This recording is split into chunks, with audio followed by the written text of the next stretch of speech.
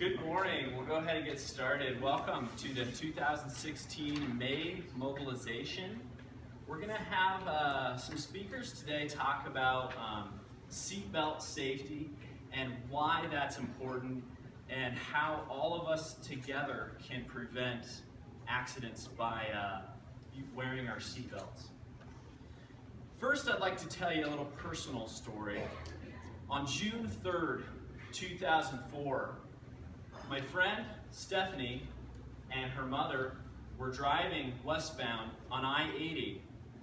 We're on our way to California as I had recently graduated from high school. We were on a trip to Disneyland. What a fun trip. We're in the Rock Springs area and there was some construction. So the divided two-lane interstate turned into a two-lane highway. As we approached the construction area, the visibility got worse and worse. Noticing that there's a car in front of me and cars behind me started to slow down, and as we got into the construction area, the visibility became very, very poor. I slammed on my brakes as to not hit the car that stopped directly in front of us. The last thing I remember was looking into my rearview mirror and seeing the headlights from a red semi-truck. I was woken to the sound of crunching glass and metal and EMS workers. It took us a long while to figure out what had happened. They say I was unconscious for approximately 20 minutes.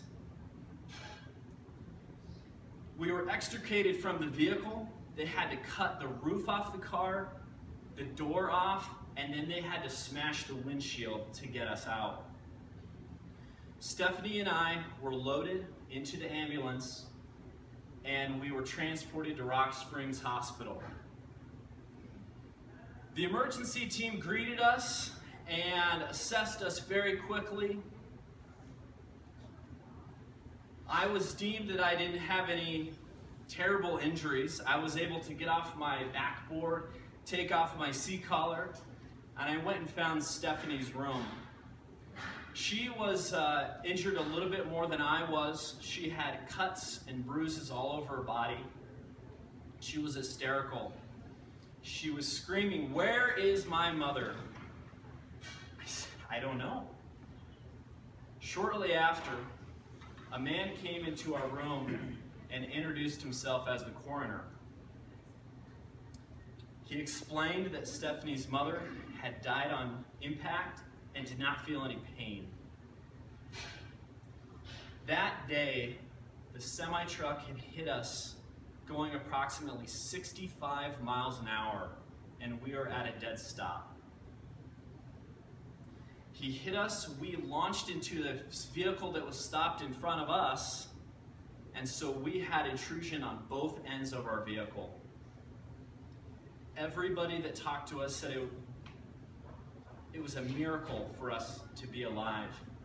The three of us in that vehicle were wearing our seatbelts. I am a seatbelt survivor, and I urge each and every one of you today to wear your seatbelts. It may just save your life someday. I wouldn't be able to stand here today with you, with my wife in the audience, and my 3 kids. I wouldn't be able to tell you this story if I hadn't been wearing my seatbelt, so I urge you to do that. So without further ado, I'd like to introduce some of our special guests. First speaking is Wyoming Governor Matt Mead.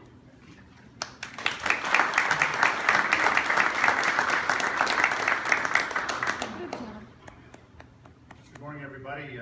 Bryce, thank you very much, and thanks for sharing that story with us. And we are glad you're here. And I can't think of a more compelling story or reason as to why we want people to wear their seatbelts than what you've shared with us. So thank you. We're here today, as you know, May 16th through June 5th is Click It or Ticket, and it is part publicity to say to Wyoming residents that there's a law out there, and if you do not wear your seatbelt, you can get a ticket. But that is very insignificant as to the larger story. Wyoming doesn't have an interest in giving tickets. Wyoming has an interest in saving lives. And while I grew up at a time when many did not wear seatbelts, and in fact,